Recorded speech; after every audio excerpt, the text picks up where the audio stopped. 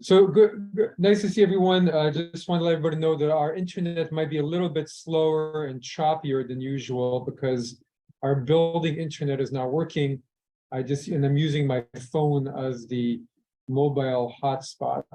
So we're connected to the internet through my phone.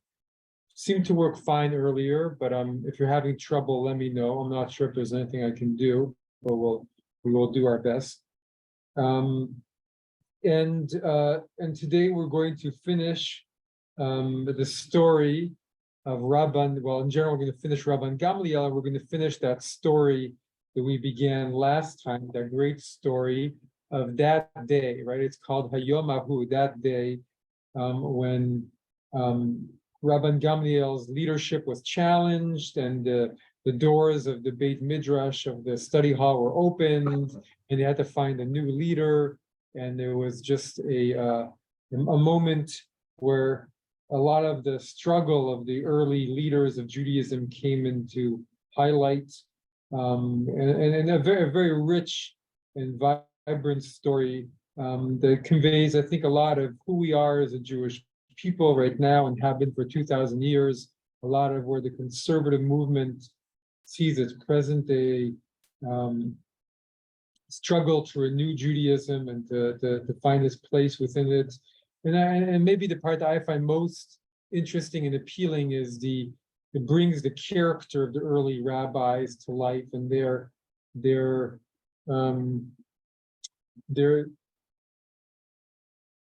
struggles at this moment of Jewish history, but also their love for each other and their friendship for each other. And so let's read the story from the beginning, just to refresh. It's been 3 weeks, which is a long time. So we'll read the story. We'll pause right before where we stopped last time, refresh our conversation and where we were going with all of it. And this may be one of the most important stories of Rabbinic Judaism in terms of conveying what the Talmud becomes and who the Jewish people become, and also just what it was like to be in Israel at this moment in the 100 years after the destruction of the temple. Also an important moment for the world because this is where Christianity and Judaism were parting ways. And from a point of view of the study of religion, you read these stories and there's some connection to the Gospels too, right?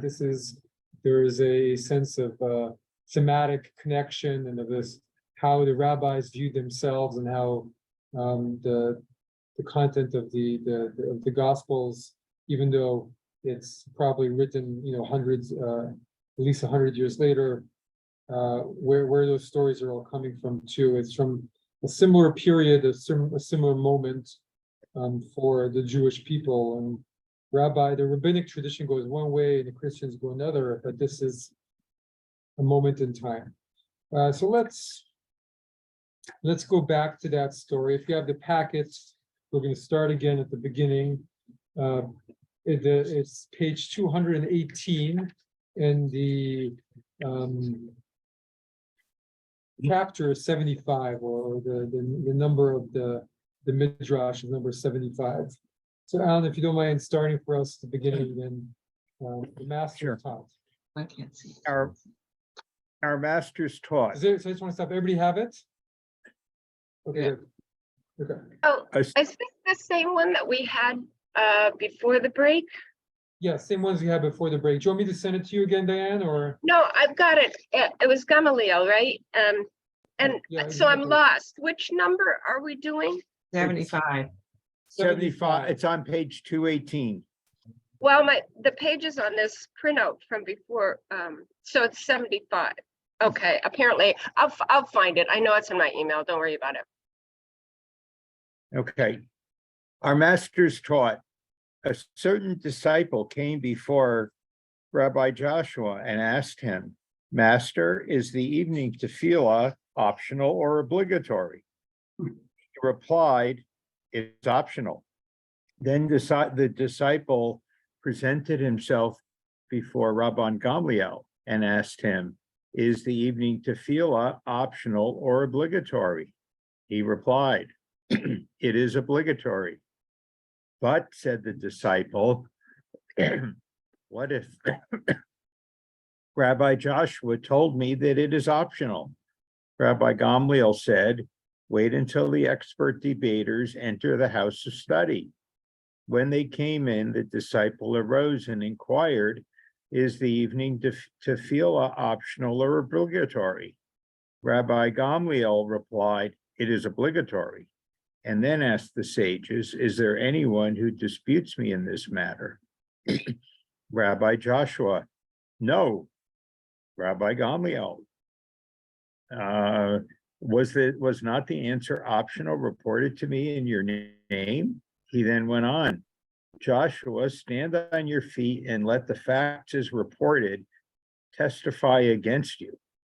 Rabbi Joshua stood up and said to himself, were I alive and he dead, the living might conceivably contradict the dead.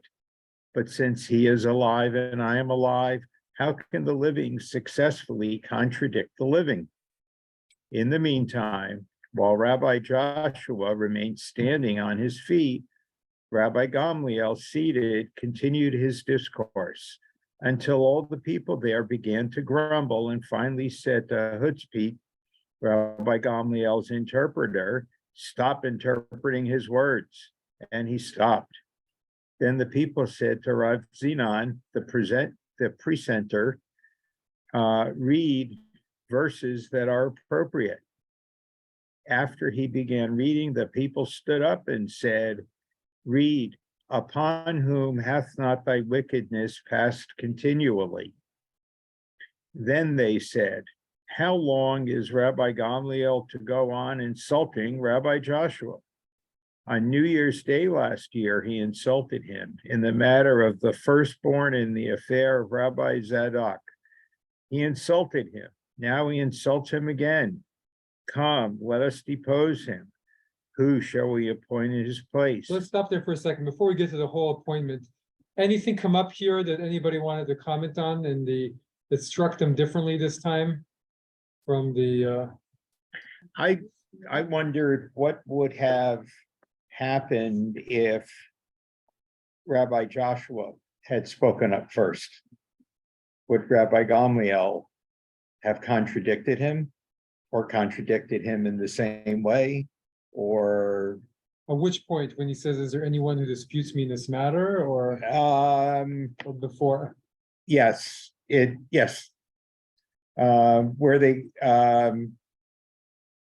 where it says like, is the evening tefillah optional or obligatory? Rabbi Gamliel replied, it is obligatory.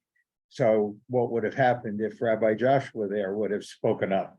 Would that have changed the tenor of the meeting?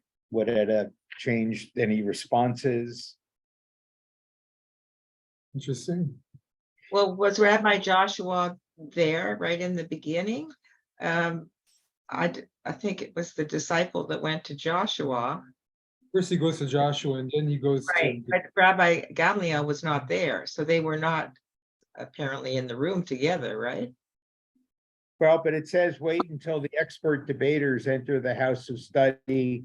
When they came in, the disciple arose and inquired. So I guess and then it says Rabbi Gamliel replied, and then is there anyone who disputes me in this matter? And Rabbi Joshua said no. So to me, it reads like they're all together, so but I could be wrong. I just want to pause for a second. Marisol joined us.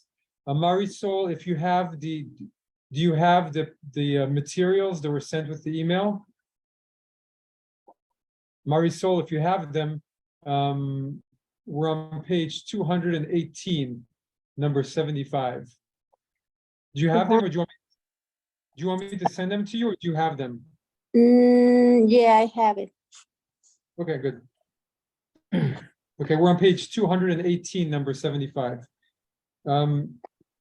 Well, let's keep on going since we're only doing a recap at this point. Go ahead. Do you want to continue reading or do you want to hand it over? Somebody else can take over if they'd like. Okay. Where are we? So we are at So Marisol, we're number 75 on page 218. It's a long Okay. story we're reading.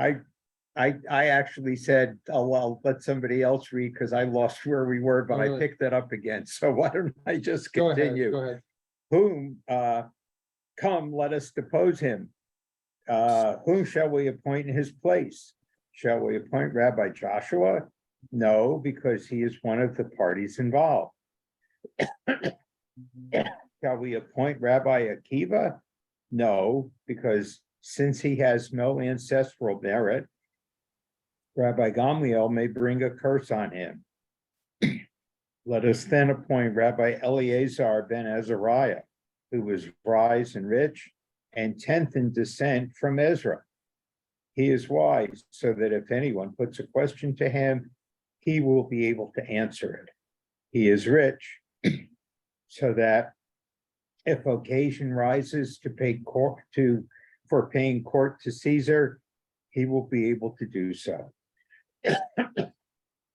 He is 10th in descent from Ezra, so that he has ancestral merit, and Rabbi Gamliel will be unable to bring a curse on him. They went and said to him, will it please the master to become head of the academy? He replied, let me go and consult the members of my family. He went and consulted his wife. She said to him, perhaps they will depose you too. He replied to her, there is a proverb. Let a man use a crystal cup for one day, even if it be broken the next. She said to him, you have no hoary hair. He was only 18 years old that day, but a miracle was wrought for him, and he was adorned with 18 streaks of gray hair.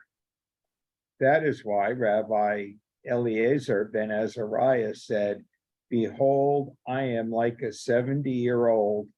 He did not say, I am 70 years old. Rabbi Akiva, seated there, was distressed and said, Rabbi Azariah is not my superior in learning, but he is my superior in lineage. Happy is the man whose forebears convey such merit on him. Happy is the man who has an ancestral peg to hang on to. A Tanah taught, on that day the doorkeeper was removed and the disciples were allowed unrestricted entry. Previously, Rabbi Gamliel had issued a proclamation. No disciple whose inner self does not live up to his acceptable exterior may enter the house of study. On that day, several benches were added. Before that, Rabbi Gamliel had become alarmed and said, I may, God forbid, be depriving Israel of Torah. But in a dream, he was shown white casks filled with ashes. So this is just to bring everybody up to speed again. So this is a day when all of the rabbis that we've been learning about, the founding fathers of Judaism, are going through a very tumultuous day, and they're going through a day where big questions are being examined for the future of Judaism. You know, who's going to be in and out of the study hall? How do you disagree? Who should be our leaders? What does it mean to be a leader? What are important traits of a leader? Anybody have anything else to add about what they've been noticing, just from rereading it? Well, it seems to me they're trying to find some sort of method of getting to the truth of something. And they're using mostly, at least at this point, ad hominem methods. So it has to do with the greatness or the lineage or the debating ability of the person that they're going to trust, or they're going to trust as being closest to the truth. But that's so far what I'm hearing. There's some sort of a search for how do we get to whether this tefillah is obligatory or required? Who says what it is? How do we know if he says that it actually is? Mhm. Beautiful. I have a question. Why is lineage, ancestral merit so important here? It's just one of the things that's possibly important, I think. I mean, what have they got to go on? How do you decide these things? Maybe it's who's the tallest, who's the skinniest, who talks the loudest, who has the best ancestors. I mean, they're sort of casting around for how this stuff gets decided. So one of the things is ancestral merit. And lineage has been a way for a long time for merit, for position to be decided. I mean, think about it, right? Abraham, Isaac, Jacob, Sarah, Rebecca, Rachel, they're going down the family. And who are the spiritual leaders of Judaism up until this point? The priests. And what decides if you're a priest? You're born of a priest. There's no other way. There's no other way. But this is not about priests. That's why I asked. This is about the transfer. The temple's gone. This is about the transference of authority and power from the priests to the rabbis. More of a meritocracy. Yeah. Okay. It is more of a meritocracy, but they're still living with and they're living in a world where lineage, I mean, we still live in a world where, lineage has some bearing, and we live in a much more of a meritocracy. But you're right. You would think that they were beyond it, but I guess it still had a strong imprint on society. I guess it upsets me that Rabbi Akiva is put aside and not considered, even given his tremendous knowledge and the strength of his interpretations. He's just completely eliminated because he doesn't have that lineage. And I guess I'm a little emotional about that. That's all. Well, the text is obviously also upset about it, because if not, it wouldn't include his little Right? plug there, right? The text is also upset about it, and they're not saying Akiva shouldn't be, but they're also talking about political reality, right? And they're saying, well, in the political reality that they lived in, they needed somebody who'd be rich in case they had to pay off Caesar, which is also not about merit, right? It's also about the political reality. And the other political realities are worried that, they're about to depose somebody important. And if they didn't bring someone who had political backing, also an ancestral backing, they'd be worried they wouldn't be able to survive Rabban Gamliel's, counter moves. So they're politically astute. And Rabbi Akiva there is very distressed. He's like, hey, wait a second, I should be the leader here. This is not a. But Nancy, in a way, it's the same discussion that we have today. Do you get upset that some kid got into Harvard because his mother or father or grandmother or grandfather were graduates of Harvard, or because they put their name on a building because they gave a bunch of money? Or even, we're still having those discussions today. it might even be more, in my mind, also connected to, who do you want to be the political nominee for your party for president? Is it because they're the one you like the best, or the one who's most likely to win the general election, kind of thing, right? So that's also the same kind of discussion happening here, which is, okay, we know he ticks all the boxes you need for him to be able to succeed, and Rabbi Akiva is, wait a second, I should be the one. It would seem to me that the very notion that they're searching for the truth is problematic here. It's rather as if they're talking about who has authority or whose authority will be accepted by their community, because they know there are these questions might not have answers, or maybe they don't see it that way, but it strikes me that these questions can be argued on different sides. And the question is whose authority would be accepted, at least, which is what I think Nancy was talking about in a way. And I'm thinking of if I could just draw an analogy, a great American a lawyer and judge, a Robert Jackson, when he was on the Supreme Court, said, something like this: we are not final because we are infallible. We are infallible because we are final. We're final because there's no appeal from us to a higher authority. I think this is kind of in the background all the time. So merit is one thing, and ancestral merit is like totally arbitrary in a certain way. So but it's given some weight, just like these other things. And as you said, money has political influence and so on, and they have to sort all this out without having a systematic hierarchy of values for it. It seems for deciding questions anyhow. Very, very, very interesting and very true. And it does still begin with a search for truth, a religious question, right? It begins with the religious question, which is the evening prayer obligatory or is it optional? Yes, I agree with that. And they're trying, so amidst all these other questions, they're also trying to search for truth. And there's throughout the whole of the rabbinic enterprise, as scholars will call it, endeavor, there's a sadness about the search for truth and not having a divine voice that does literally tell you, this is the truth. And up until this point, the truth was dictated by the Torah that would tell you how do you offer an offering in a temple? We know how you offer an offering in a temple. You had prophets who would at least claim to hear God's exact word telling you what the truth was.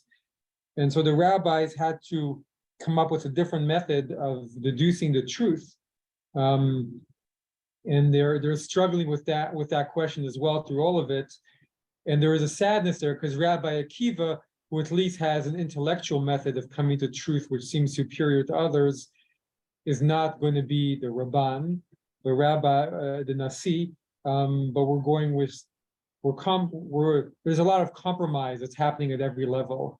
And it's both a beautiful process of compromise, and it's also a compromised way of coming to compromise.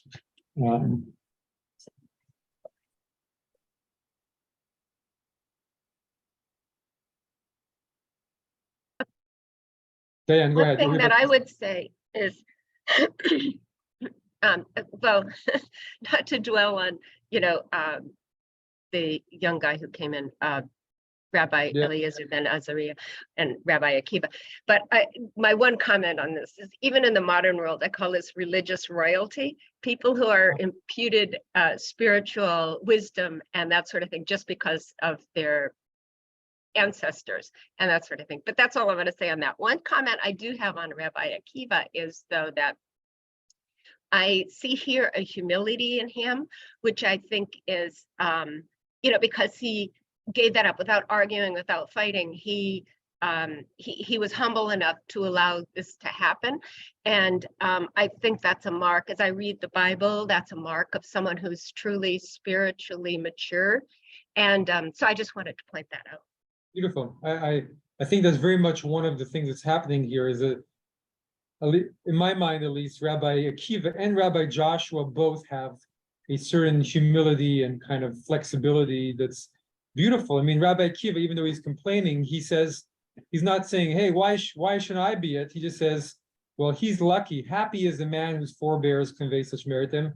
Happy is the man who has an ancestral peg to hang on. And he's not happy about it, but there's a spiritual maturity as they're trying to decide their political reality, which is really quite beautiful. I really, and that has a big footprint as well for later generations, and how to, something that all societies struggle with is these questions of who has authority and how do you go through all of it, and how do you then decide who is the leader? Maybe Rabban Gamliel is the best leader, who knows, or maybe Azariah, whoever it is.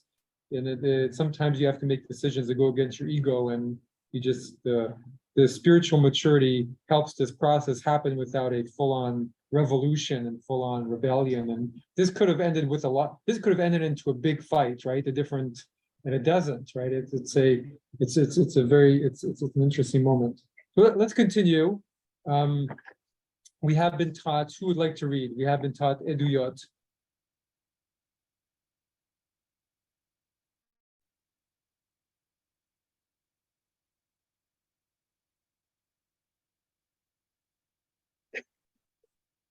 Want me to read again? Okay, go ahead. All right, we have been taught. Eduyot was formulated on that day. Wherever the expression on that day is used, it refers to that day. And there was no halacha about which any doubt existed in the house of study that was not fully elucidated. Rabbi Gamliel also did not absent himself from the house of study a single hour, as we have been taught. On that day, Judah, an Ammonite proselyte, came before them in the house of study and asked, "Am I permitted to marry a Jewess and thus enter the assembly of the Lord?" Rabbi Gamliel said, "You are forbidden to enter the Lord's assembly." Rabbi Joshua, however, said to him, "You are permitted to enter the Lord's assembly." "But," said Rabbi Gamliel to Rav Joshua, "has it not been laid down long ago? An Ammonite or a Moabite shall not enter the assembly of the Lord." Rabbi Joshua replied, "But now do Ammon and Moab still reside in their original homes? Long ago, did not Sennacherib, king of Assyria, come up and mingle all the nations, as it says, 'I have removed the bounds of the people and have robbed their treasures and have brought down as one mighty their inhabitants?'" Rabbi Gamliel replied to him, "But has it not already been said, 'Afterward, I will bring back the captivity of the children of Ammon'? So then they have returned." To this, Rabbi Joshua replied, "But it has also been said, 'And I will turn the captivity of my people Israel.' And as yet they have not returned. Rather, scripture means that in time Israel will return, even as in time Ammon will return. They permitted the Ammonite to marry a Jewess and thus to enter the Lord's assembly. Rabbi Gamliel then said, "Since the decision sides with Rabbi Joshua, I will go and apologize to him." So I just want to stop for one moment and note that this is where the search for something greater does come, because within all this tumultuous leadership struggle, there is one of the greatest days ever in the study hall, right? There's no halakha that was not elucidated on that day. Suddenly the study doors are open. And it's Rabban Gamliel, even though he's just been deposed, he still remains in the study hall and does not leave for 1 hour. And so his dedication is to the halakhic process, even more to his own authority or to the whole process. There's a dedication, and in some ways, the whole of the Talmud depends on all these rabbis giving up some of their ego and being willing to just put themselves within this flow of conversations and of debates. And then the whole of the Talmud is basically this: different rabbis putting themselves and previous rabbis and rabbis from hundreds of years before within the big debate and letting all those voices come up and have a debate through centuries with each other. And it requires a lot of humility and some smarts and a lot of creative power, right? Rabbi Joshua wants the Jewish people to broaden, to include this person. Of course, he should be included. And But the other is saying, well, the letter of the law says, how could this person join us? It says specifically in Deuteronomy, the Ammonites. So Rabbi Joshua is willing to reinterpret the law to say, well, he's not really an Ammonite, and he should be allowed to enter. He should be part of this. So there's a, what is it that wins the day? The flexibility wins the day. The creativity wins the day. The sense of broadening the Hillel point of view wins the day. It's possible that these guys all came to have one mind about this, okay? And maybe that is the solution. When a group of people are trying to earnestly get to the truth of something, and they come to have one mind about it. In other words, and one mind is a very strange thing. It's not just an agreement. You end up being in exactly the same place as everybody else about this particular issue. And that's sort of a magical moment. And maybe it's that moment that takes the place of the prophet.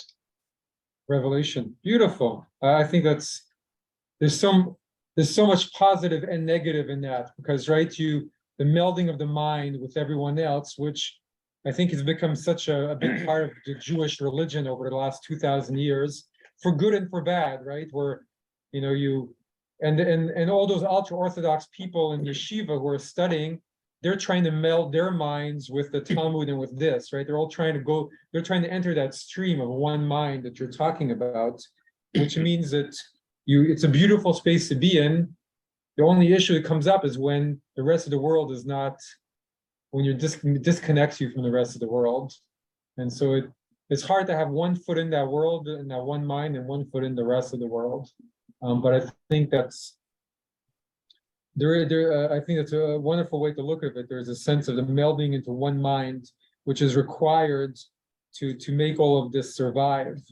And they're all intuitively somehow doing what's needed to enter that one mind.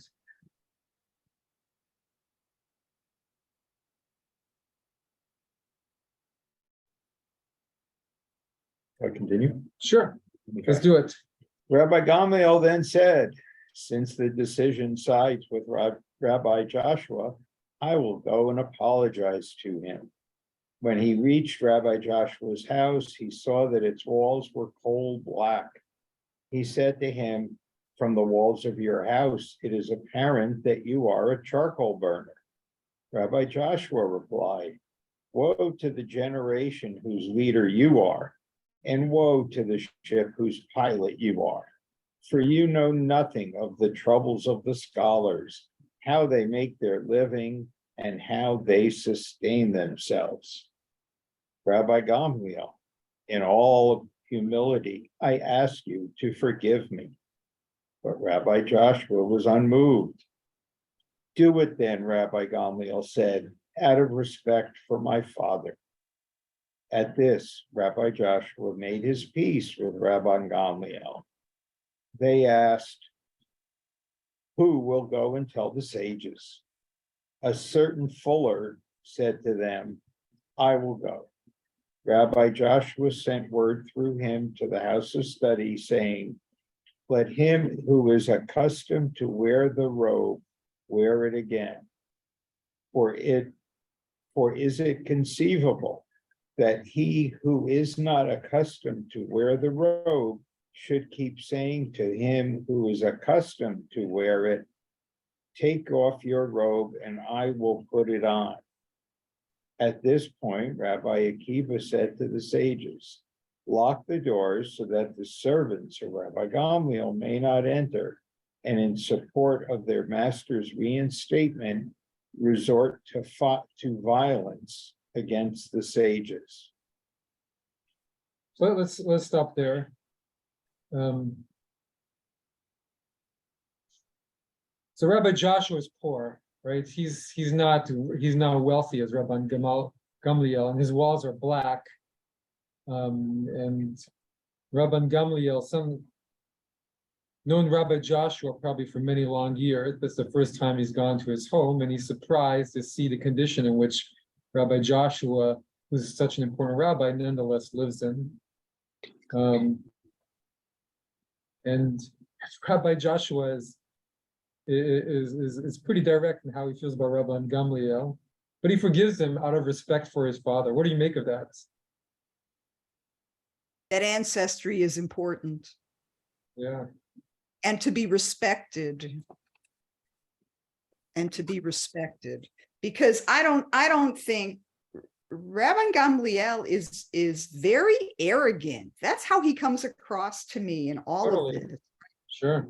The fact that he's challenging Rabbi Joshua in a way that causes all this turmoil, right? I mean, the entire, what is this the Sanhedrin? Is this This is the Sanhedrin, yeah. okay? So he completely disrupts the makeup of the Sanhedrin by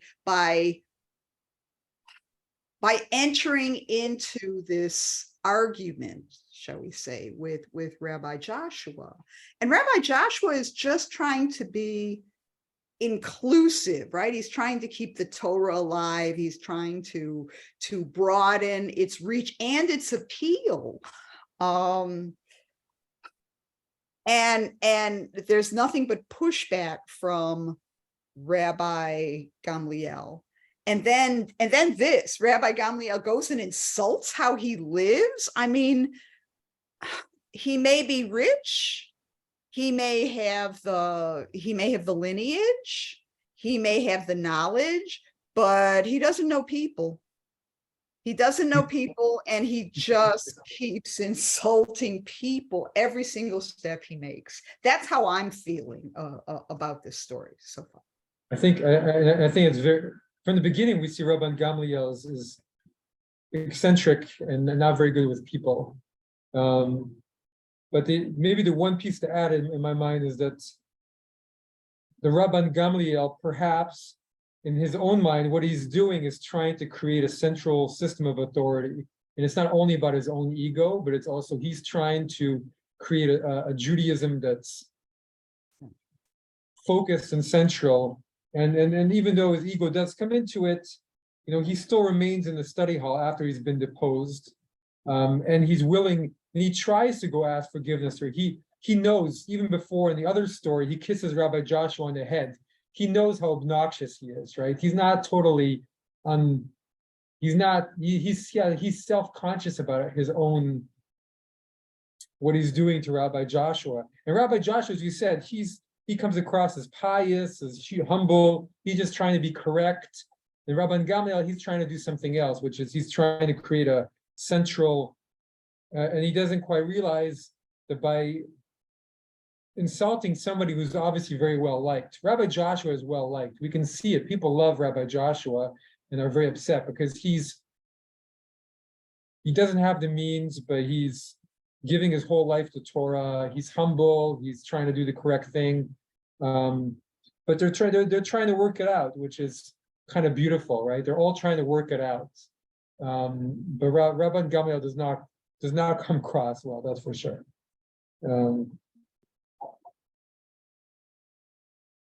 Okay, well, let's finish this. Hey, Rabbi Joshua said, I had better get up and go to them myself. He came, knocked at the door, and called out to them, let the sprinkler, son of a sprinkler, sprinkle. Shall he who is neither a sprinkler nor the son of a sprinkler dare say to a sprinkler, son of a sprinkler, your water is cave water and your ashes are oven ashes. So go ahead and read the number 2 and 3 and 4 at the below. Thank you, because I couldn't figure this out. That is, a priest, son of a priest, should sprinkle the water of purification. Rabbi Gamliel, who has a hereditary claim to the patriarchate, should be reinstated. And let's see, number 3, and not living water from a stream is as required. And number 4, and not from the red heifer. I.e., they're saying that the proper thing to do seems to be to give it to the lineage. That's what all, and he's comparing it to a priest, right? We're talking about priests, but just like the priest should be the one to do who should sprinkle the ashes in the temple. It should be Rabban Gamliel, who's the leader. That's what Rabbi Joshua is saying. Go ahead, Okay. Rabbi. Rabbi Akiva said to him, Rabbi Joshua, you are now reconciled with Rabban Gamliel. And since we have done nothing except out of regard for your honor, we too are reconciled with Rabbi Gamliel's reinstatement. Early tomorrow morning, you and I will wait on Rabbi Eleazar ben Azariah to inform him. Nevertheless, they did not remove Rabbi Eliezer ben Azariah entirely from his office. For after that, Rabban Gamliel lectured on 2 Shabbats, and then Rabbi Eliezer ben Azariah lectured on 1 Shabbat. It is in reference to this that a master inquired, who Shabbat was it? And was told it was this Shabbat of Rabbi Eliezer ben Azariah.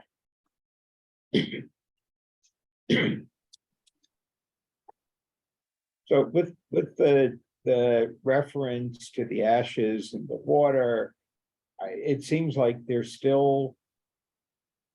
caught between what was in the times of the temple, but not that far away from the times of the temple. They're still really influenced by them, but as you said, they're trying to make a new world, make new rules, knowing that there wasn't going to be a temple in the future. And we're in this point of transition. Maybe they thought that if they completely deposed the one who had the authority, at a certain point, the whole system would collapse, and they weren't ready for that. Though at the end, what they do is they have them share it, right? They come to the whole thing is about compromise on some level. It's a very rich story. But in the end, they give it both. They give it one. But actually, the story is about Rabbi Gamliel and Rabbi Joshua. But at the end, when push comes to shove, it's really Rabbi Gamliel and Rabbi Eliezer who are Leaders. Who are the leaders? Yeah. Well, am I right, Matt? You're right. They're the head of the joint head of the Sanhedrin at this moment. But we'll see as we go into the weeks ahead, other stories where Rabbi Joshua really comes across as, even though he may not be the Nasi, the Sanhedrin, he in some ways is the leader of the early rabbis. He's the one who has the biggest, the strongest voice in some other stories. I mean, the voice of compromise, the voice of trying to be inclusive, as Nancy was saying, and is trying to keep the Torah alive. I mean, in my mind, Rabbi Akiva and Rabbi Joshua come out looking the best out of this story, maybe. Even though Rabban Gamliel is the leader. The sprinkling thing I'm interested in, because on Saturday I gave a story about that in the Devar Torah, and Soloveitchik, Joseph Soloveitchik, the rabbi, feels that the sprinkling is actually sort of it's done by another human being, but it brings down the Shekhinah to that other, to the person who's being sprinkled on. So what these guys are talking about at the end of this is, how are they going to get the sprinkling? How are they going to get to feel that they're connected to the divine in these kinds of decision makings? And all the things we're saying are right. There's compromise, getting to the middle of things is very, very important. Having one mind is very, very important, including all the sides of the discourse and not throwing anything out is very, very important. And if you do that, you come somehow through magic, through intuition, to the center, which is the place where the sprinkling takes hold. It's very interesting because in some ways, that's the Greek method, right? It's the golden mean, right? And Right, it's the same as the Jewish method. It's exactly the same. The only difference is structurally is the Greek dialectic has nothing in the center, has a negation in the center, has an ayin in the center, and the Jewish dialectic sometimes has a parv in the center. Sort of has a blend of everything on both sides in the center that isn't part of it. But in essence, the two are very, very much alike. Well, it is in this story, by what they're doing, they're demonstrating that approach as they're going, right? The story demonstrates how they're coming to that middle ground, and to receiving the revelation, as we'll see in other stories, which, as I've been saying, is their big question. How do you receive the revelation once the temple is gone? And it's really interesting. Their back and forth is so beautiful and also convoluted. But so, for example, there's nothing left of the temple, not much left of the temple rite in Rabbinic Judaism. Yet you have entire tractates of the Mishnah that are devoted to describing in every little detail exactly what the temple looked like. And some of it is probably completely made up because it's already coming years after the temple is destroyed. But they're trying to preserve the temple in every little detail at the same time as they're building something really quite different on top of it. And they're trying to create a meritocracy at the same time as they're trying to preserve lineage. You know, they're trying to listen to the divine voice as their ancestors did in biblical times, at the same time as they're trying to create a kind of communal voice in a sense of that it's the majority that should rule, as we'll see in that other famous story of the the one rabbi who goes against all the others and the miracles that happen, and it's not in the heavens. And so what they're doing is really kind of very, very, very unusual, but beautiful and a little bit strange. There's something strange about all of this compromise. And why can't they just have one person who has spiritual authority over all of it? But why don't they organize a new prophet at this time? Or is that not possible? All the schools for prophecy have been closed when the temple closed. Nobody's studying to be a prophet these days. I mean, how do you decide? How do you decide? I mean, maybe one guy emerges or one woman emerges who can really nail this completely. Well, that's exactly the whole debate, right? Because, at the end, you have up until the middle of Second Temple time, you still have some prophets, but then it's unclear what happens to those schools of prophets. The traditional Jewish view is that as the temple worship became more and more corrupted, the Shekhinah left, to some degree, and then there was less pure prophecy, right? In First Temple times, this is the story at least, right? You had the 10 Commandments inside the ark, and that was inside the temple. And that created a center of spiritual power that radiated in the whole land and permitted spiritual experience and prophecy. And then in the Second Temple, they'd already lost the 10 Commandments in the ark. You didn't have the ark in the Second Temple times. So there was already a lessening of the spiritual power, and already a kind of beginning of scholarship and a different kind of focus for Judaism. On the other hand, you see that the period at the end of Second Temple times, and you have a lot of people saying, I am the Mashiach. No, I am the Mashiach. I'm the Messiah. And you have the Essenes who are living living a kind of prophetic life, around the Dead Sea and trying to connect to that kind of spirit and revelation.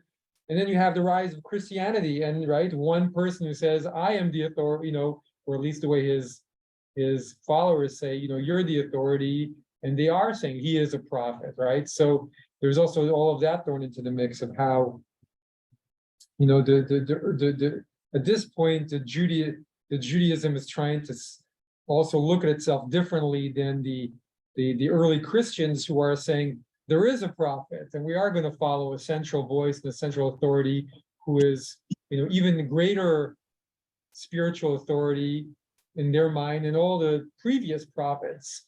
So all of that is in the mix and in the conversation, right? It's all of the schools of prophets are closed, or maybe it's the opposite. Everybody's a prophet. There's tons of schools of prophecy, and which of those schools has authority, or as our rabbinic tradition will say, none of them had true authority. They weren't prophets, or they weren't speaking the way the previous prophets had. But it's a very complicated time. That's why I always like to look at this time as a post-apocalyptic almost time, right? There's so many books of the Bible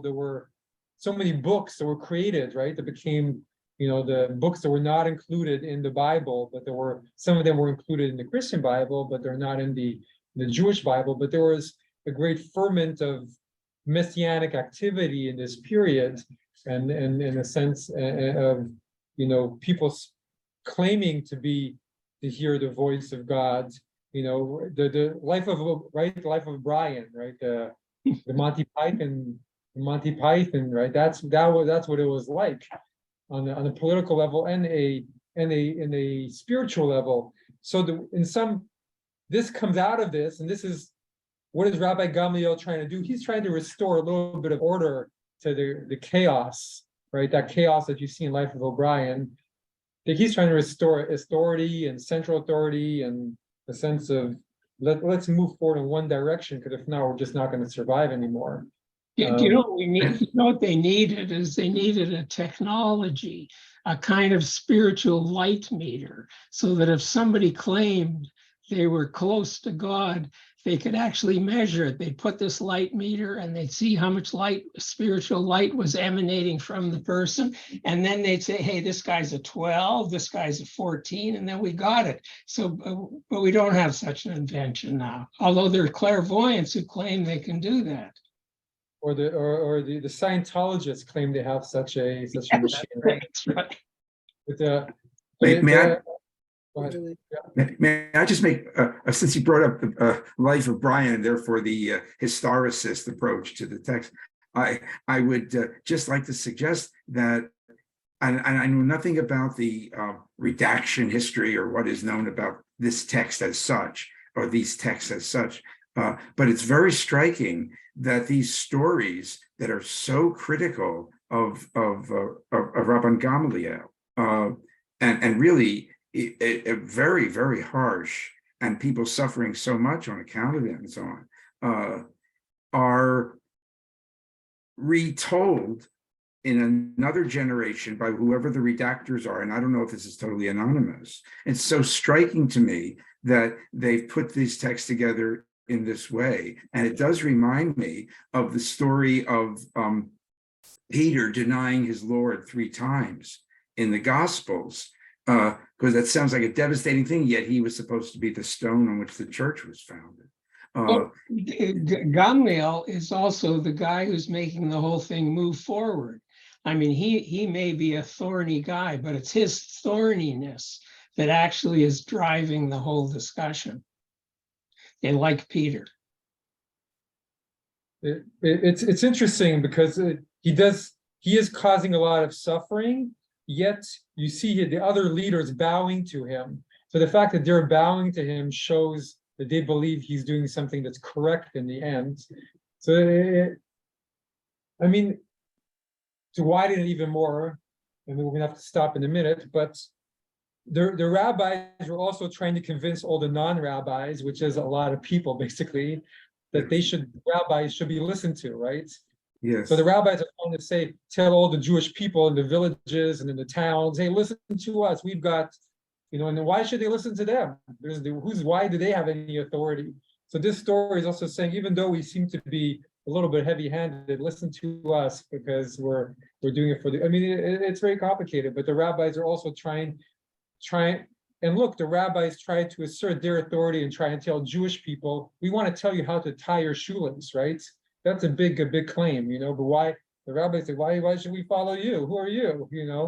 And so they're also trying to say that we have both political and spiritual shoulders to stand upon.